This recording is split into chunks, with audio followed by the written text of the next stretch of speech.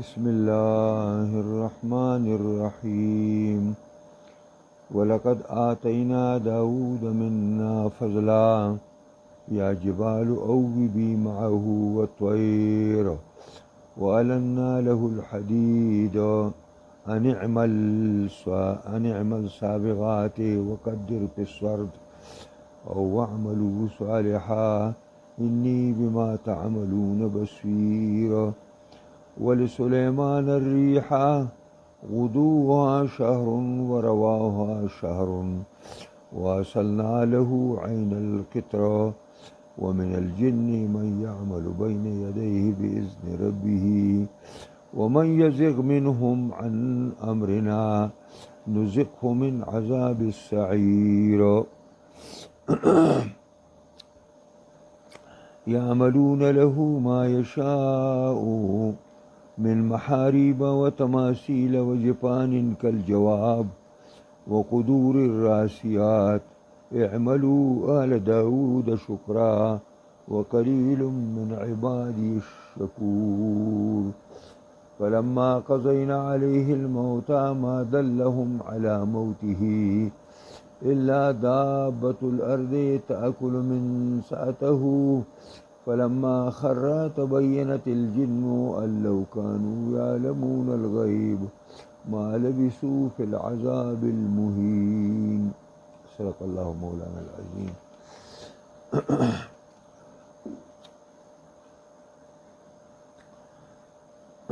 په دې آیاتونو کې الله پاک د خپل مهربانۍ بیان په داوود او په سلیمان علیه السلام باندې کوي. نو فرمایي ولقد آتینا داود منا فضلا، ورکړیو منګه داود علیه السلام ته د خپل طرف نه مهرباني او ویلیو منګه یا جبال اوبی معه، ای غرونو تاسو تسبیح وایي د دې داود سره، و طیر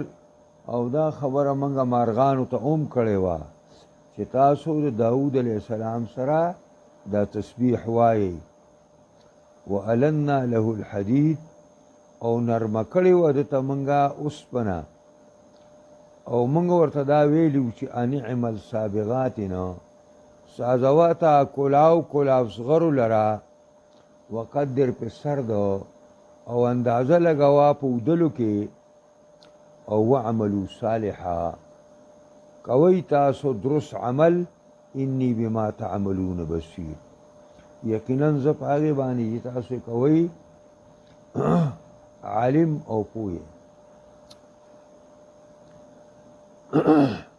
نو داود علیه السلام په باره کې راله چې الله وایي چې ما ورته د خپل طرف نه مهرباني ورکړې وه. نو هغه مهرباني نبوتو او حکومتو، یو طرف ته الله پیغمبر ساز کړی او بل طرف ته الله ملک ساز کړی،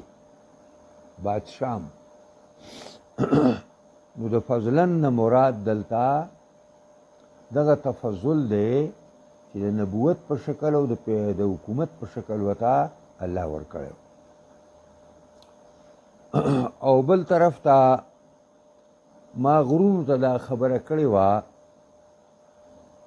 چې ای غرونو تاسو د دې داود علیه السلام سره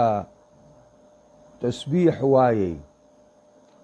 او مارغانو ته دا حکم ما کړی و، الله وایي چې تاسو د ده سره تسبیح وایي.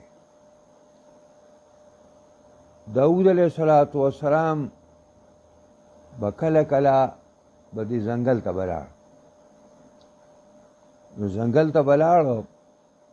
خلکو نو بلکل ځان لشو. نو بس دا زبورو هغه له الله یو کتاب ورکړی و، او په هغې کې ټول نصیحتونه وو. او حضرت داود علیه السلام له الله داسې خوږ اواز ورکړی داسې بل چا نشته، دونه خوږ اواز وله الله ورکړی. نو په دې خوږ اواز باندې به تسبیح ویله، او په دې خوږ اواز باندې به زبور لسته، نو غرونه به باقاعده جواب ولا ورکو، یعنی غرونو به هم وایه ورسره. او دویمه معنا یې دا ده چې غرونو به وله جواب ورکو، لکه سر به ورسره دا غرونو اړو. او دارنګې اوس غرونه تسبیح ویلی شي. او وان من شیء الا یسبح بحمده، داسې یو څیز په دې دنیا کې نشته مګر هغه د الله پاکي بیانوي. خدا الله قابو او قدرت غرونو له ورکړی و چې غرونو باقاعده څنګه چې د داود علیه السلام نه به خلکو دا تسبیح او دا زبور اورېده، داسې به د غره نه هم اورېدی کېدی شو. او طیر دارنګې مارغانو ته مې هم دا حکم کړی و چې تاسو به د داود سره تسبیح وایئ. نو چې کله به داود علیه السلام زبور شروع کو، دا مارغان به راښکته شو، رابل او چاپېره به ورته ناست وو او سرونه به یې ورسره خوځول او هغه تسبیح به ویل. دا معجزه وه چې الله داود علیه السلام له ورکړې وه.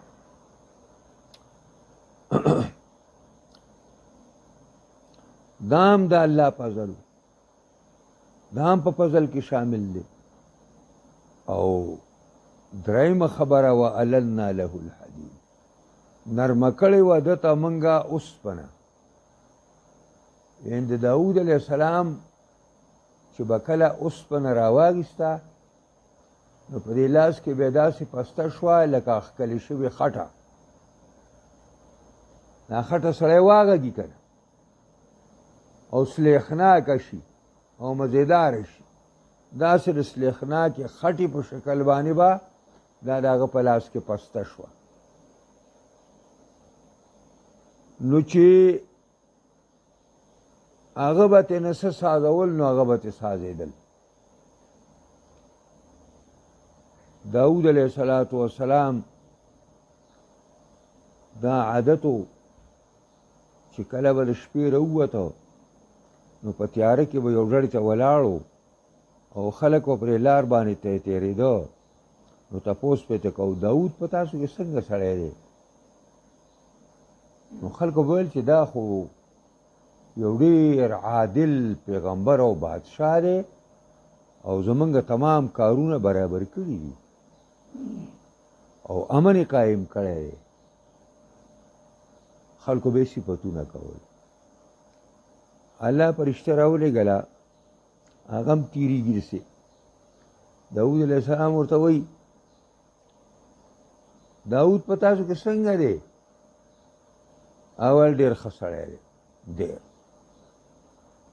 مګر یو کمی پکې دی. ویل څه؟ ویل دا دی خپل اهل و عیال په بیت المال ساتي. ویل دی خپل اهل و عیال په بیت المال ساتي. بس داود علیه السلام راغی کور ته او مونځ یې وکړو، الله ته یې وژړل چې الله دې انتظام راله وکړه، دا نقیصه او دا کمی رانه وباسه. بس الله رب العزت ورته ویل چې داود بس دا اوسپنه به ستا په لاس کې داسې پسته کړم چې ته به د دې نه بیا زغرې سازې.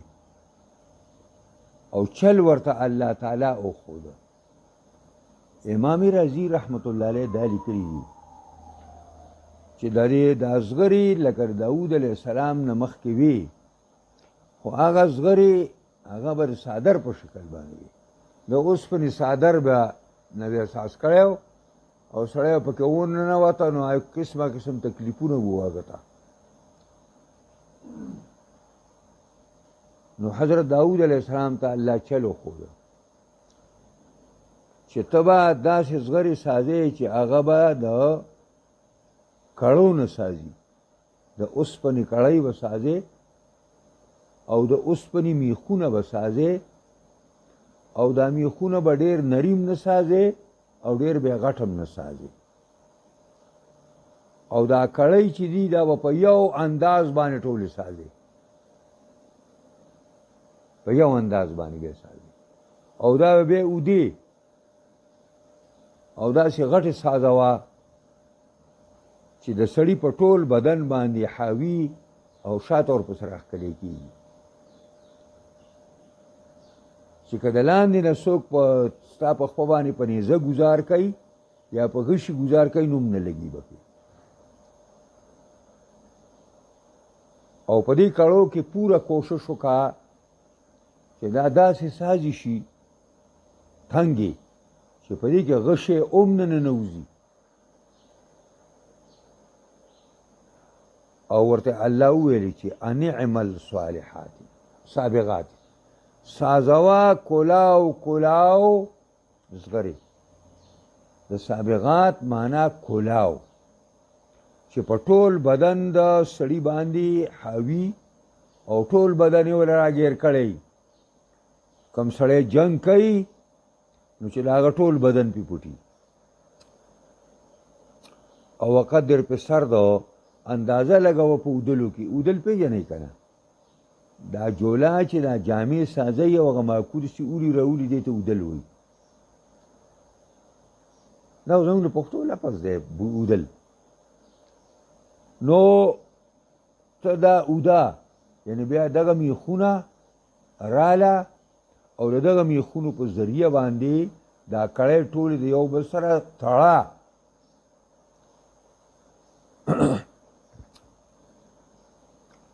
نو حضرت داود علیه السلام با په لږ ساعت کې یوه زغره سازوله او هغه به 1000 درهم وه، د 1000 درهم. نو بس زر به یې سازه کړه، د 1000 درهم به یې په هغې باندې دغه کړه. نو څه حصه به یې په خپلو بچو باندې ولګوله او څه حصه به یې په بیت المال کې داخلوله. همدا وجه ده چې پیغمبرانو علیهم السلام به وایي د خپل لاس د ګټې نه خوراک کو. پیغمبران علیهم السلام او وعملوا صالحا، عمل کوي د نیکی. دې سره داود علیه السلام او دغه کورنۍ ته وایي چې نیک عمل کوي. نیک انی بما تعملون بصیر، زه یقینا په هغې چې تاسو کوئ عالم ما. دلته بصیر په معنا د عالم باندې دی. زه وینمم او زه پې پوهېږمم، نو بدلې به در کوم. دا د هغه تفضل او د مهربانۍ بیان و چې الله په داود علیه السلام کړی. اوس د هغه په زوی حضرت سلیمان باندې چې کوم تفضل او مهرباني الله کړې وه، نو دلې هم پیغمبري ورکړې وه،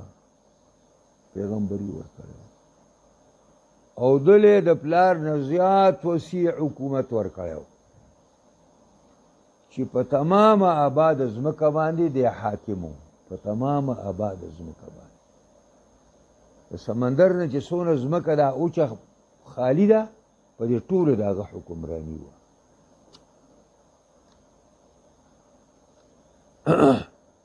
نو دې ته به رسېده څنګه؟ نه خو دا هوایي جهازونه وو، نه دا موټرې وې، نه نور ذرایع د ابلاغ وو. دا به د دنیا د یو ګوټ نه بل ګوټ ته سلیمان علیه السلام څنګه رسېده؟ نو الله رب العزت د هغه دپاره هوا مسخره کړه، او د سلیمان علیه السلام یو مرکب و، تخ ورته وی که مرکب ورته وی، دا باقاعده یو ډېر لوی شی و چې په هغې کې به سلیمان علیه السلام او د هغه سره ضروري پوج به هم او دا کشتۍ ورته وی، مرکب ورته وی، تخ ورته وی. دا به پیریانو اوچت کو، چې پیریانو به اوچت کو، بس هوا به راله، هغې به خپل لای کې واخیسته اوچت پې کو بیا چې څنګه سلیمان علیه السلام ورته ویل چې تیز ده نو تیز به ته او که هغه به ور چې په مزه مزه ده نو په مزه مزه به ته به دا به روانو داسې تاسو ما یو لطیفه ویلې وه زموږ یو ډاکټر دغه و د ډریور و نو اکسیډنټ کړی و دی چکدرې ګلاباد سره زه ورسه وم خیر نو هغې کې هغه بیا هغه تانهدار رپوټ ولیکه ما ورته مه لیکه خو هغه ډېر خراب هلک و هغه ولیکه خیر بهرحال هغې کې بیا موږ روغه کوله نو بس یو دلته یو پیر صاحب و د بالکنډۍ پیر صاحب ورته ویل الله دې وبخي ډېر ښه سړی و زموږ جماعت ملګری یم نو هغه موږ ځان سره بوتلې ورغړ ورته وویل هلته هغه کسان ګوجران او دا ښځې خاوند چې کوم وړوکی یې خوږ شوی و د هغې ښځې خاوند چې کوم دی نو په سعودي کې و او د هغه سړي پلار چې و دلته و توتي ګل د هغه نوم و توتي ګل نو هغه چې مونږ هلته لاړو خیر هغې سم خبرې کولې ښځو ورته جواب راولیکه چې مولوي صاحب زمونږ په هسپتال کې کوم خدمت کړی دا تا هم نشه کولی مونږ د مولوي صاحب نه هېڅ شی نه غواړو او مونږ بس مونږ معاف کړي دي چې ګورې دې نه څه وانهلې هغه سخر ته یې ویلي نو هغه ووتو خبره یې وکړه نو چې بیا مونږ را روانېدو تې نو د توتي ګل دا ټوپۍ داسې کاږه پرته ورسې پیر صاحب ورته وایي چې توتي ګله د سلیمان علیه السلام هغه کشتۍ چې وه او هغه مرکب نو هغه داسې کوږ بته نو وایي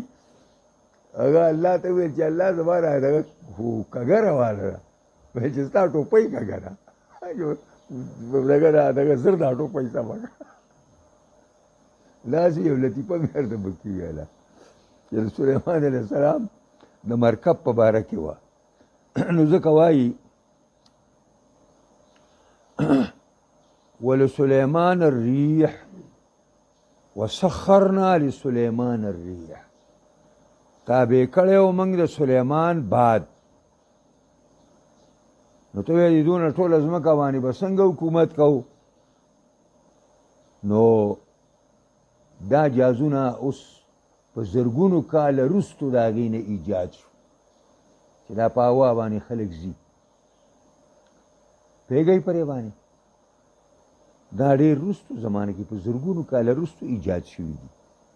هغه زمانه کې د سلیمان علیه السلام جاز به د هوا په ذریعه باندې ګرځېده نو داسې به ګرځېده چې غدوها شهر د سحر په ټیم کې چې به مزل وکړو نو د یو میاشتې مزل به یې د غرمې پورې وکړو بطور مثال 11 بجو پورې او بیا چې به هلته آرام وکړو تغدي به یې وکړه د غرمې ډوډۍ به یې وخوړله نو بیا چې به روان شو د یو د ماسپښین نه د نور د پرېوتلو پورې د یو میاشتې مزل به یې وکړو نو خلاصه دا ده چې په یو ورځ کې به د سلیمان علیه السلام مرکب د 2 میاشتو مزل کو د تیز رفتار سور چې یو تیز رفتار سور په اسماني سوري او تیز ځي او 2 میاشتې کې هغه مزل هغه توی کوي دا به هغه په یو ورځ کې کوو نو په ټوله دنیا کې هغه ته حکومت څه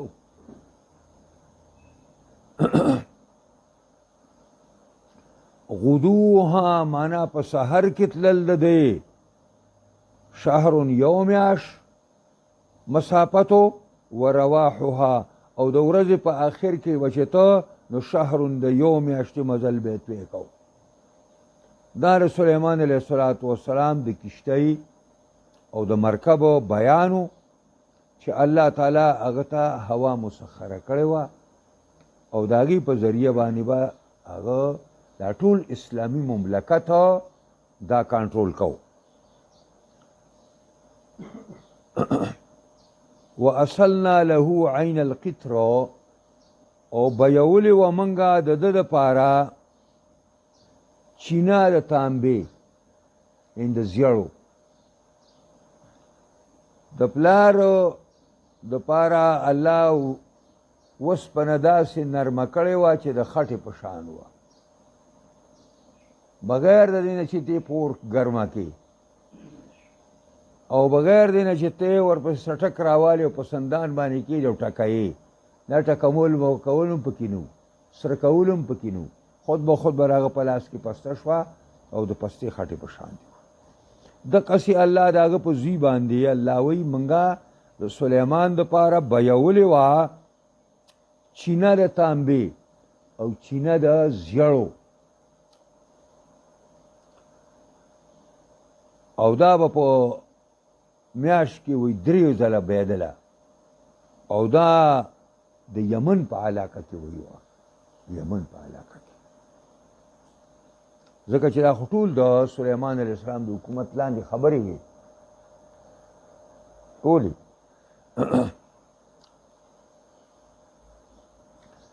ځکه هغه به د دمشق نه چې وایي هغه شنو غرمې به په یمن کې وه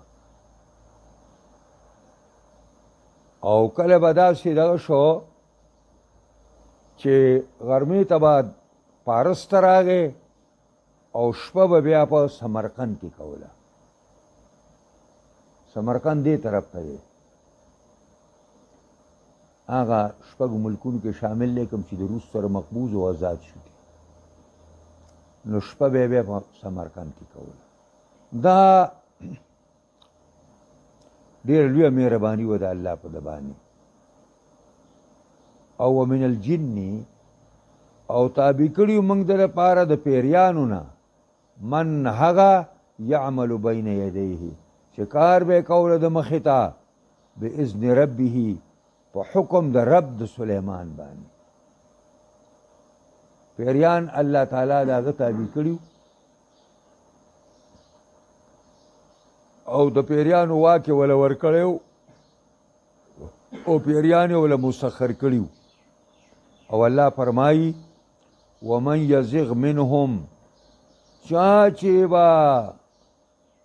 عدولي وکړه د حکم د سلیمان نه په دې پیریانو کې زمونږ د امر نه به خلاف وکړو نو نزغه من عذاب السعیر سکو به منګه هغه ته د عذاب د اور نه یعنی هغه پیری ته به منګه په قیامت کې عذاب ورکو او مدارک دام لیکلي دي چې دنیا کې ورته عذاب به ورکو یو فرشته د سلیمان علیه السلام څخه الله مقرر کړې وه هر پیریانو ناظره وه د پیریانو ناظري به هغه کوله نو چې کم پیری به بدماشي شروع کړه نو د هغې سره به یو ګروز او کروړه وه په هغې چې به نیغه ووالېسته به یې اور واګېسته وبسېده وبسو نو پیریان یې داسې یېرولي چې غوږونه به یې نیول بیا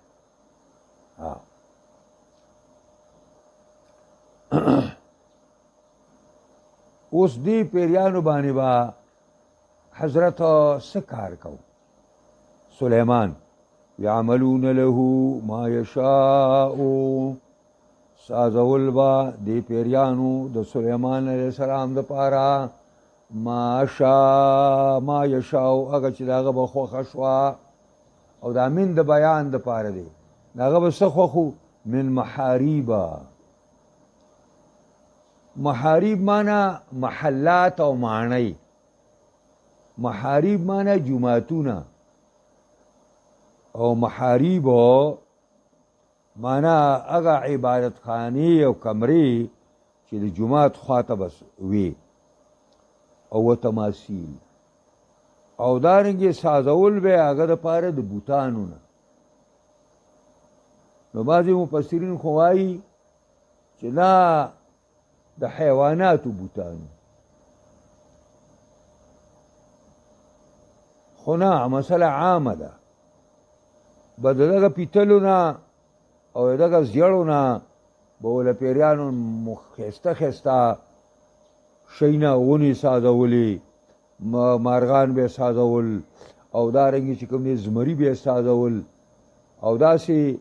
د سلیمان علیه السلام تخت ته دپاره یې داسې دوه زمري ساز کړي وو چې کله به سلیمان علیه السلام تخت ته خوته نو بس بلکل هغه دغه به د لاسونه داسې را دغه کړل، دواړو مخې ته راوستل د زمرو، او سلیمان علیه السلام پرې پاسه خپه کېښود او وبخود دغه، او دوه بازونه یې ول ساز کړي وو په دې پاس پرې دغه باندې په دې دغه باندې څنګه چې سلیمان علیه السلام به کېناسته به راغله په سر به ورته سوری وکړه. تفسیري روایات دي، حدیث نه دی، د مفسرینو خبرې دي. نو دغه هم تماثیل که نه چې دغه د زمري ساز کړي او دارنګې چې کوم دی مارغان یې ساز کړي، خو اصل خبره دا ده چې که بوتان یې سازول نه هم سازول، په بوتانو په هغه زمانه کې چا څه کول؟ بت پرستي نه وه. دا بت پرستي بیا وروستو چې کوم دی پخوا هم وه، بیا ختمه شوې وه. بیا بت پرستۍ چې کوم دی نو بیا وروستو د عربو یو نیکه لاړ د بل ملک نه چې کوم دی بوتان راوړل او قریشیان یې پې مشرکان کړو، بت پرست ځکه چې قریشیان خو هم د ابراهیم علیه السلام نسل دی، هغه موحد و، هغه د توحید بنیاد په دنیا کې ایښی و. نو دا چونکې د سلیمان علیه السلام دی په زمانه کې بت پرستی نه وه، نو د بوتانو ممانعت هم نه و. اما امت محمدی کې د بوتانو پوره ممانعت دی، پوره ممانعت، ځکه چې په دې زمانه کې بیا بت پرستی زیاته شوې وه. نو اوس بت سازول حرام دي، تصویر بے مطلب او بے مقصد سازول حرام دي. دا نیمګړي تصویرونه د ضرورت په بنا باندې دا جایز دي. او دا خبر دا چې پرې موبایل کې دا کم دغه راځي، نو آیا دا په دې بت پرستۍ کې راځي که نه راځي؟ دا په مصورۍ کې راځي که نه راځي؟ نو دا یو اختلافي مسله ده. مولانا گور رحمان به دغه هم نه منله، دا یې نه منله. او تقي عثماني او هغه سره ډېر علما داسې دي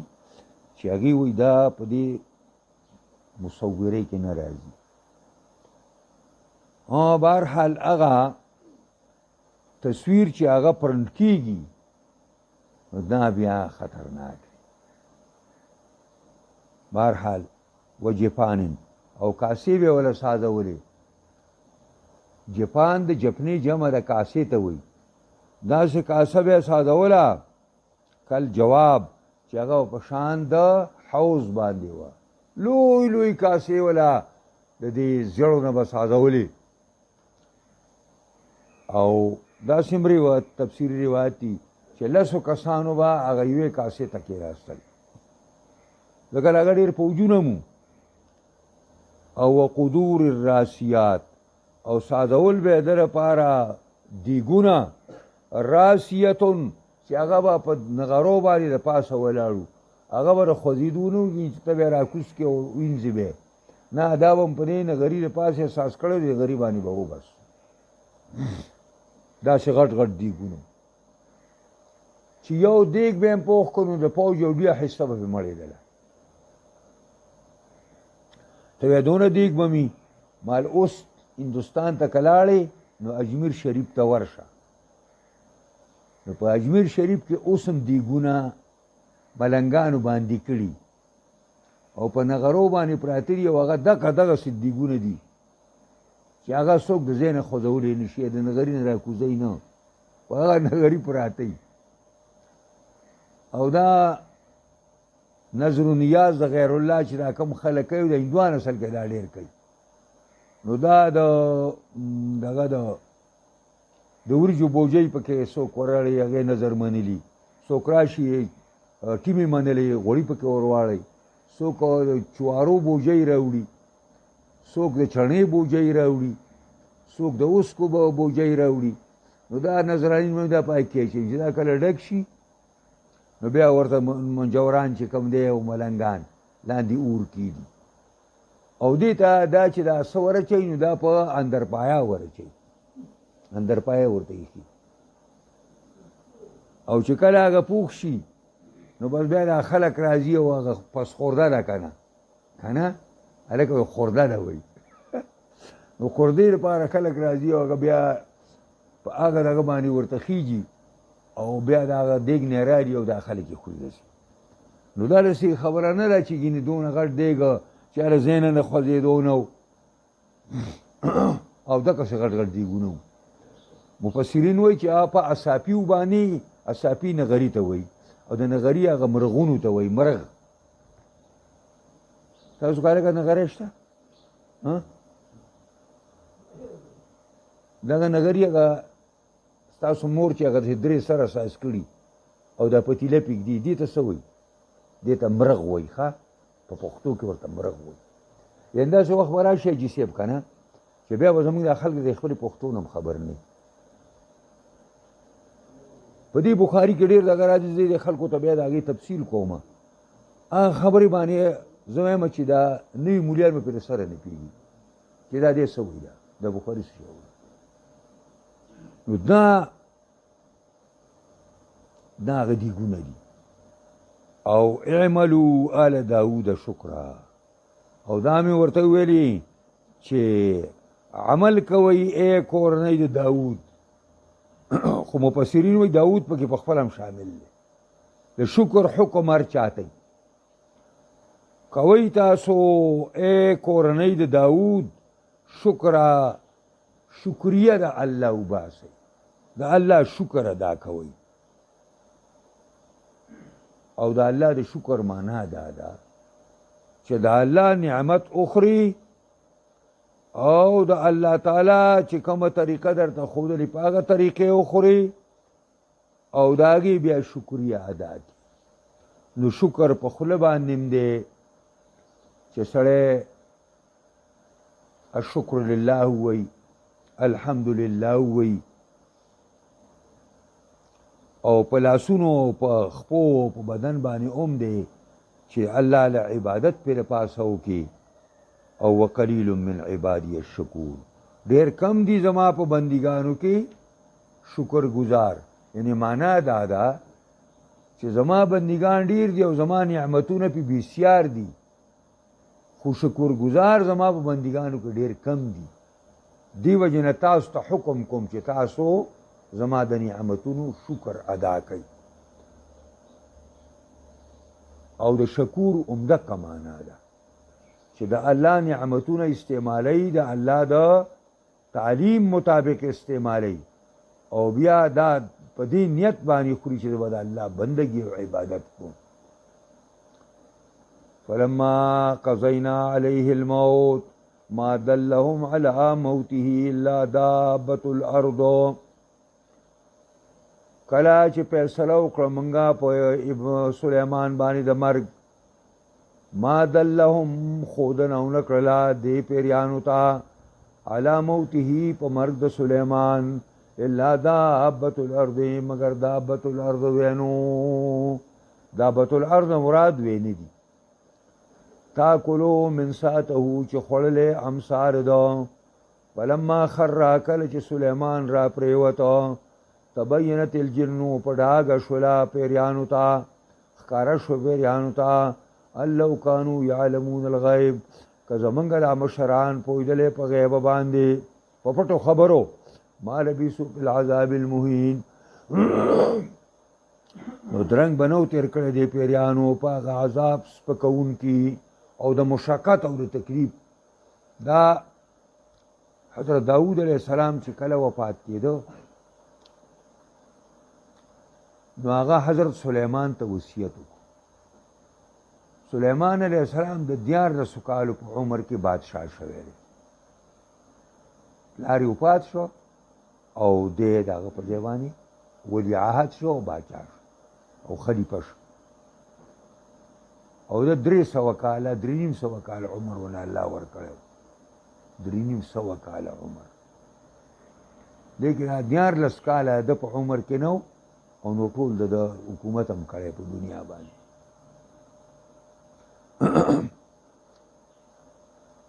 نو دا سلیمان علیه السلام ته دا وصیت وکړو چې هغه په خپل وخت کې بیت المقدس شروع کړی نو په دې کې کار پاتې شو د داود علیه السلام نیټه پوره شوه نو سلیمان علیه السلام ته وصیت وکړو چې دا تکمیل ته به ته رسې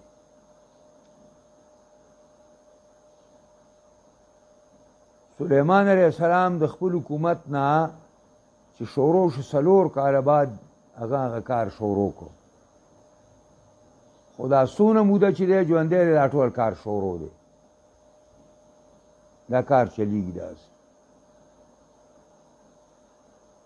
د 1 کال کار پکې پاتې شو سلیمان علیه السلام نیټه پوره شو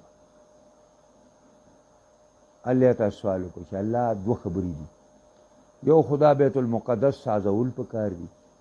دا کوم چې نن یهودیان وراني او مسجد اقصی پکې وراني نو دا یو دا بیت المقدس زما پلار وصیت کړی دی دا ورسول پکار دي اوس دا پیریان خو چې زمړ شم دي هو کار نه کوي دا خو آرامیان دي نو دا بس څه چل کو نو الله ول ستا مرګ به پیدا پټ ته پروا مکه داسې وکړه چې په دې پیریانو باندې یو کمره ساده کړي شیشې او سلیمان علیه السلام د عادت و چې پرې دونه لوی حکومت کې به کله کله ایسته پټ شو 2 میاشتې 3 میاشتې به چاته نه راښکاره کوو تش عبادت پې کوو بس په عبادت به مشغول حکومت به چلېده نو دا د هغه یو عادت مو پیریانو ته هم دا معلوم د سلیمان علیه السلام ته چې دا کمره تیاره شوه سلیمان علیه السلام راغی پاکې عبادت کوي که نه چې په وخت پوره شو نو بس کونټۍ داسې راګیسې دې ځای ته داسې مکړې ده او ساتې لاړه او دی دقسې ولاړ پوره کال تیر شو پیریانو کار سر ته ورسو بیا الله رب العزت د هغه دې امسا باندې وینه اړم کړه نو چې وینې یې پې اړم کړه نو هغې هغه امسا وخوړه چې امسا یې وخوړله نو سلیمان علیه السلام راولېده نو پیریانو ته پته ولګي چې اوی زمونږ دې مشرانو پیریانو به ویلي چې موږ په پټو پوهېږو دي خو دروغ وایي یا دا انسانانو دا خیال و چې ګندې دا پیریان په پټو باندې پوهېږي نو کشرانو پیریانو ته هم پته ولګي او انسانانو ته هم پته ولګېده چې د مشرانو پیریانو دروغ ویلي په پټو باندې سوا د الله نه بل څوک نه پوهېږي دا پته ولګېده نو وایي فلما قضینا علیه الموت کله چې فیصله وکړه مونږه په سلیمان باندې د مرګ د نیټه پوره شوه مړ شو دغه طریقه وه ما دلهم خونه ونه کړه دې پیریانو ته د عامو مسلمانانو ته علی موته په مرګ د سلیمان باندې الا دابة الارض مگر خبرداري ورکه په دې باندې وینو په دې طریقه چې امسا یې وخوړه تاکلو من ساته چې خوړله به امسار ده نو په عربه په دې کې په حبشي ژبه کې من ساعت دا چې کوم دی نو امسا ته وایي دا په عربۍ کې راغلی او قرآن خو عربي خالصه ده او په یوه کلمه یا 2 کلمو باندې دی د فصاحت او بلاغت نه نه وځي ښه نو دابة الارض ترجمه مزه شوه وینو ته وایي وینو دا معنا د دې خو دا معنا چې دابة الارض معنا هغه شی چې په ځمکه تولیږي نو دې ته دابة الارض ځکه وایي چې نه د دې ځمکې بچي دي دی پر ځمکه کې دننه اوسېږي او چې بار روزي نو ځان له قلا کوي او په قلا کې به چلیږي. تاسو د دې راغلي دي دا وینه دې دیوال نه روزي که نه نو په دې دیوال باندې د پاسه نه چلیږي. دې دیوال باندې هغه ځان سره خاورې راوړي او آبادي سازی او پکې دننه ځي، آبادي سازی او پکې دننه ځي، پټ پټ رواجي هغه ځای ته ځان ورسوي. نو دغسې دا دابة الارض دی. فلما خر کله چې را پریوته سلیمان علیه السلام نو تبینت الجن ښکاره شوله پیریانو ته چې لو کانو که چېرې دا مشران پیریان یعلمون الغیب دوی په پټو پوهېدلې ما لبثوا فی العذاب المهین نو درنګ به نه و تېر کړی دی پیریانو په هغه عذاب سپکوونکي کې چې هغه عذاب شو دا یو کال دا ډېر لوی محنت او دا ګټې او کمرې اوچتول او دا آبادۍ کول او دا سختۍ او مشکلات برداشت کول دا به دا کول. دوی برسې دا پیریان چې به سهار تلل نو بیا وکاته سلیمان اسلام به ولاړ و که نه لا به مازدیګر وتل بیا به رسې وکاته به بیا ولاړ و چې دا خو بس راته ولاړ دی په دې طریقه باندې دا دلته دی آیاتونو کې یو څو خبرې رالی. یوه دا بیانو اکرام الله لآل داود، یو پکې دا خبر راله چې الله د داود علیه السلام کورنۍ مکرمه او معززه سازه کړې وه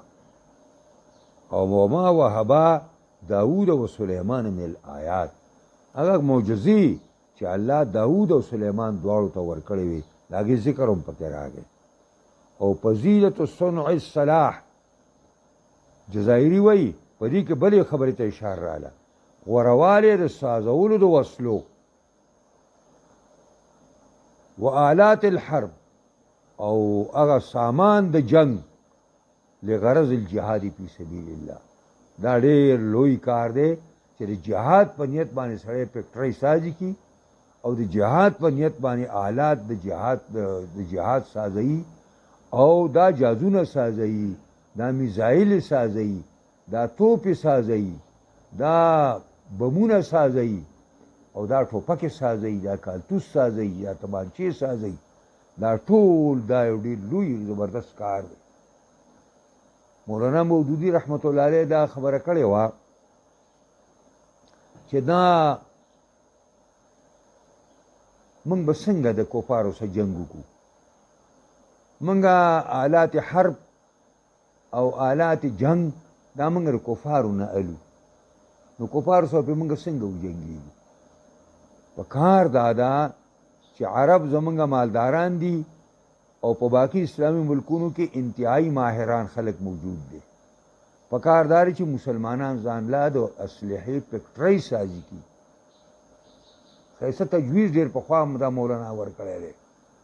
ډېر اعلی خبره یې کړې وه. دې وجې نه جزایري بل ځای کې دا لیکلي دي چې موږ به څنګه دی باندې قابو مومو په کفارو باندې چې آلات حرب هغې تیاروي او زموږ مسلمانان د دې نه غافل پراته دي. مسلمان به څه توره وکړي؟ هېڅ توره نه شي کولی په دې باندې.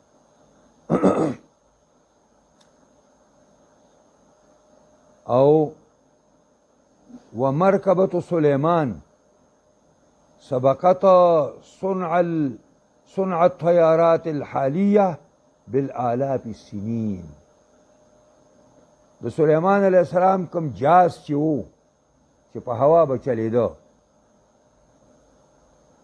هغه وړاندې شوی دی د دې موجوده و جازونو نه چې اوس شوي دي په زلکونو کاله مخکې. اوس موږ ته یو سړی ځان نه دغه کوي نو چې سلیمان علیه السلام جاز په هوا چلیده ستا را خو په تیلو چلیږي. او شرع من قبلنا شرع لنا مخکنی شریعتونه زمونږ لپاره شریعت دی. الا ما خطأه الدلیل مگر هغه چې کم کې هغې له دلیل او خاص کې هغې له دلیل او غورځوي هغې له دلیل نو ځان له خبره ده. که تحریم سور لکه بوتان سازول، تماثیل سازول، بوتان سازول، تصویرونه سازول و تماثیل بوتان سازول، دا په منګه باندې حرام دي. او لم تحرم عندهم، داغي په نسبانه حرام نو. دا اوس تخصیص راغی. کومه خبره چې مخکنو شریعتونو کې دا زمونږ د اصول کتابونو لیکلي دي، زمونږ لپاره شریعت دی، الا ما خص منه، مگر کومه احکام چې خاص شي نو پای کې لکه دلته دا حکم خاص دی چې داغي لپاره تصویرونه او بوتان سازول جایز وو، مونږه زمونږ په امت کې ناجایز دي. او اخیری پنځمه خبره په آیاتونو کې دا چې وجوب شکر عن نعم، د الله په نعمتونو شکریا ادا کول پکار دي. واهم ما يكون فيه الشكر الصلاة والاكثار منها، د شکر بهترین نمونه دا ده چې سړی الله له ډېر منځونه وکړي. بس شکر سره ډېر منځونه کول، دا د الله د نعمتونو شکر دی. په دې وجه نه طالبانو نوافل کوئ، نفل کوئ. او بل دا چې دا دې قاریانو ته دا خبره کومه چې تاسو پرې مسلم مخکې ودرېږئ، نو تاسو ما نه خو تپوس وکئ که چې ته د بخاري استاد یې، پیغمبر خوا به څه کول؟ پیغمبر خوا چې به سلام وګرځاو نو جوخ به راتاو شه او مخامخ به قوم ته کېناست. اقبل علینا په بخاري کې دغه اقبل علینا، د بیر سمونږ ته مخامخ کېناست. او دا بله خبر دوا کړې ده که نه ده کړې، دا ځان له خبره ده چې دوا داسې اجتماعي طور باندې نه ده ثابت. اگر چې دوا اجتماعي پرې بخاري کې په ګڼو ځایونو کې ثابته ده، خو د مانځه نه رستو نه. خو د مانځه په باره کې دا خبره ده چې 3 ټیمونه داسې دي چې الله پای کې دعا قبلوي. یو د درس قرآن او د تلاوت قرآن نه رستو، او بل په توره شپه کې چې سړی پاسي او مونځو کې او دعا کوي، او دریم و دبر الصلوات المکتوبه، په فرض منځونو پسې رستو دعا کول. خو نبی علیه السلام دا نه دي ویلي چې دا دبر الصلوات المکتوبه انفرادن، او نه داسې ویلي چې اجتماعا. د دې وجې نه زمونږ مشرانو دا لیکلي، شیخ نقیب احمد رحمت الله علیه کتاب لیکلی دی عقد اللآلی والدرر فی مسائل 14، دا هغه کتاب نوم دی، په 14 مسلو باندې لیکلی دی. 14 14 مسائل، نو هغه دې باندې پوره دلایل چې دعا باره سنن دا بدعت دی. لیکن که چرته اتفاقا امام راستون شي او مقتدیان ورسره یو ځای لاسونه اوچت کړي نو هېڅ پکې نشته. البته که د دې التزام چې خامخا به دا دعا کې، نو بیا دا بدعت دی. پوهېږئ پرې خبرو باندې. نو هسې با قاریان صاحبان زمونږ کوي چې مخې ته قبلې ته مخ کړی او شاته راستنېږي. نو دا غریبانان دا مسلې ورته لا معلومې نه دي کړي. پوهېږئ پرې باندې. یوازې د قرآن په الفاظو باندې خو علم نه حاصلېږي. د قرآن دا معنا به وی نیم قرآن الفاظ دي او نیم معنا ده. و اسم لللفظ والمعنى جميعا. قرآن د الفاظو او د معنیو دواړو نه عبارت دی. نو قاریان حضرات چې په خپل دغه باندې مطمئن دي او علم نه کوي، نو دا نیمګړي دي غریبانان. مونږ خو که په قرآن په یادو باندې نه شو ویلی، د خپل ضرورت را راځي، او که ټول قرآن نه شو ویلی نو په دې مصحف کې ویلی. نو خو دوی له هم په کار دا دی چې دې د ترجمې زده کړي او دې د احکام زده کړي. دا الله دې موږ او تاسو په قرآن عظیم الشان کتاب پوهېږي.